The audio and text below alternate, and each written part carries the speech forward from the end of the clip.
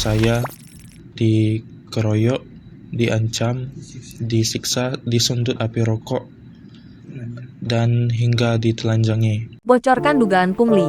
Al mahasiswa UIN Raden Fatah Palembang jadi korban kekerasan dan pelecehan senior. Tindak penganiayaan ini dialami Al saat mengikuti kegiatan pendidikan dasar atau diksar organisasi kampus. Pelaku penganiayaan lebih dari 10 orang. Akibatnya korban mengalami lebam di mata, bengkak di bibir dan dagu kena sudutan rokok sehingga harus mendapat perawatan di rumah sakit. Selain mendapat kekerasan, Al dipaksa mahasiswa senior buka baju dan ditelanjangi.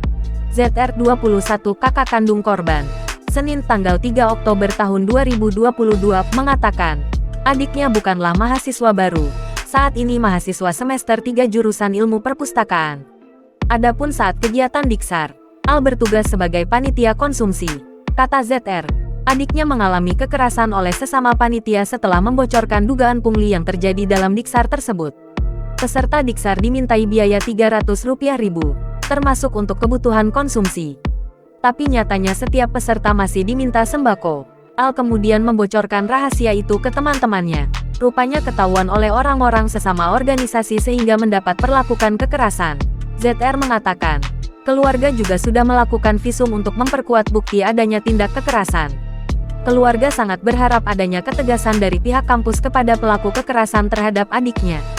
Menindaklanjuti dugaan kasus kekerasan mahasiswa dan pelecehan, Universitas Islam Negeri UIN Raden Fatah Palembang membentuk tim investigasi pencari fakta. Terbentuknya tim pencari fakta ini nantinya mengusut tuntas dugaan kasus kekerasan dan pelecehan yang dialami seorang mahasiswa saat menjadi panitia kegiatan unit kegiatan mahasiswa kampus UKMK. Ketua tim investigasi pencari fakta, sekaligus Wakil Dekan 3 Fakultas Fisip UIN Raden Fatah Palembang Dr. Kun Budianto mengatakan, pihaknya tidak akan diam. Pelaku apabila terbukti akan mendapat sanksi tegas terancam pemberhentian. Tim investigasi akan bergerak cepat untuk mengusut kasus ini dengan segera memanggil pihak-pihak yang melakukan tindak kekerasan. Terkait beredarnya video saya sebelumnya, bahwa video tersebut dibuat dengan paksaan dan tekanan dari pihak panitia.